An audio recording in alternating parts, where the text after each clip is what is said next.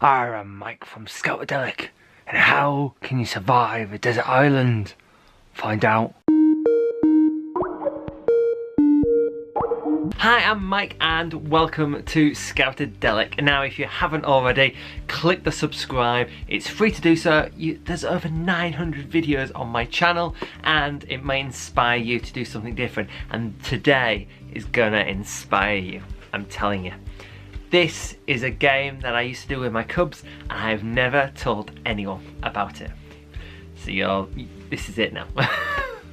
The idea is it's called The Island. It will take up the whole night, and you've got to pre-plan a few things beforehand. This is usually after you've done lots of knots and you kind of want to see how much they know, but also it's a question that I always seem to ask my co-hosts. It's what 3 things would you take on a desert island with you? Okay, and it's how do they survive? So not only are they remembering skills that you've obviously taught them across a few weeks, but also it's really cool for the wilderness survival badge. Kind of gets that idea rolling.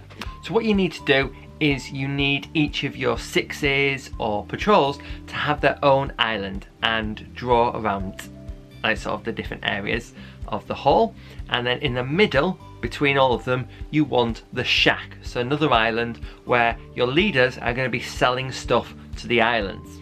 Okay, each island is going to have a series of materials that are washed up with them. So what they need is an egg, randomly, a bucket, some tin foil, a plastic bottle, several bits of rope, some paper, canes, a bucket, a match, and some random washed up stuff that they're probably never going to use, but you never know, they might obviously think outside the box. Now the shack is going to be selling some bits of equipment, so for example like a tarpaulin or poles rather than bamboo poles, rope, colour pens, candle, matches, magnets, sellotape, eggs, because you know one of them is going to break it, and water as well.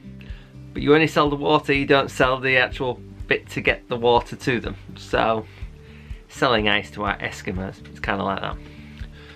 Now how they obviously barter that is the shack will buy knots. So for example a reef knot, if one of the groups provides them with a reef knot, then they will give them 1 token back.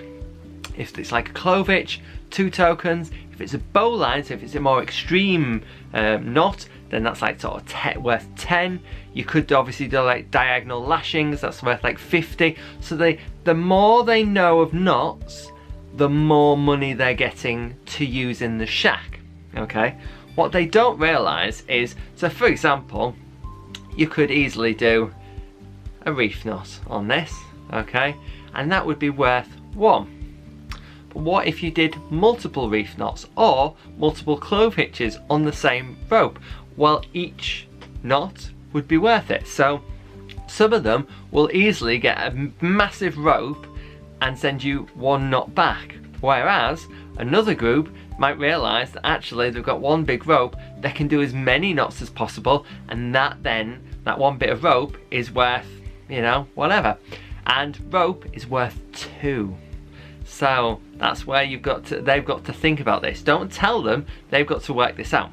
They've got a few tasks that they need to resolve on their island. So they've got to make a shelter, they've got to name the island and hoist a flag, so hence the bit of paper that they have. They also need the colouring pens that the shack will sell. They need to cook an egg, so that's an easy thing. They've got some tin foil, they can use a match and a candle, and they can cook an egg that way. Catch a fish, so around their islands you're going to put like sort of paper fish with a paper clip. Make sure that your magnet actually picks up these, okay, and don't use card. I tried that once before. Card is a way bit too heavy, so a bit of paper, put on a fish, and hopefully they may be able to do that for you. And finally they need to survive a storm. So at one point you'll have a storm warning, and that means that a leader can get a like a water pistol and start spraying it in the air, and if anyone gets wet, it's not your fault. They should be under the shelter. So you usually do that nearer the end of the challenge that they've got. Alright, if they step off the island, then there's sharks. So what you would do is not only take that like sort of scout away, so you'd maybe put them on the stage or away from all the others, and all the stuff that they had on them floats away, disappears. Okay, maybe put it in the shack, you know. And then after a while, you could obviously let that scout go back to their group after, I don't know, like 10 minutes or so. I also did this and I turned it into a camp. So for a weekend, I had like sort of different teams racking up points, and then at the end, they got to cook their own food. They got obviously a list of food and they could select what they wanted and go from there. Depending on what you've got, depends on how more realistic you try to make this. Depends on where you're doing it. If you're doing it in a hall, for example, like cooking an egg, it's quite easy to do because you can do like a match, like foil, and you can cook an egg and a candle, and you can cook an egg that way. Again, you can change that all around. You know, these are supposed to set your mind racing and think, oh, I could do that, or actually that's a bit too hard, but I could do it this way. The island game is an amazing game. It's great, especially if you've done a lot of knots and you kind of want to make it fun again, but it also gives you that element of, well, what if you are stuck on an island, what could you do? Always have that shack. Now then, they can't obviously step off the island to get to the shack, so how they've got to do it is get some rope and wrap it around one of the legs with the bucket so that they can do a hoist to hoist the bucket to the shack, and vice versa. So little things like that they've got to think of. Well, how are they going to get the knots, for example, to the shack? Well, they've got to do this. And just little things like that. We also allowed them to like sort of sell the egg, the cooked egg, back, so they get some more points there. And then at the end of the night, whoever's obviously completed all the tasks first, or alternatively whoever's got the most points, will win. And it is a really great game. I love doing it. I used to do it like sort of every so often, and it would just spark their imagination.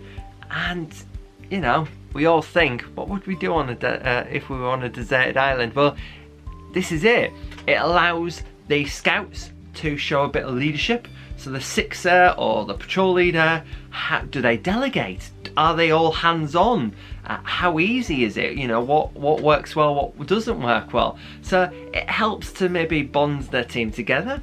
Some might be really good at knots, whereas others are maybe artistic. So the artistic one could do the flags, you know, like making the flag, whereas the knot one could obviously make money. The one that thinks outside the box, that can obviously light the match and cook an egg, you know, it's trying to get all these different elements and see how it works together. It's a brilliant idea. I hope you have fun with it. I really, if you do, please tweet me. I really want to see how you do with the island game, because I really love it to bits. Otherwise, if you like this video, please give it a thumbs up, share it around, because there's probably someone out there that doesn't even know about this, because I've not told anyone. And I will see you again soon for another one of these. Bye.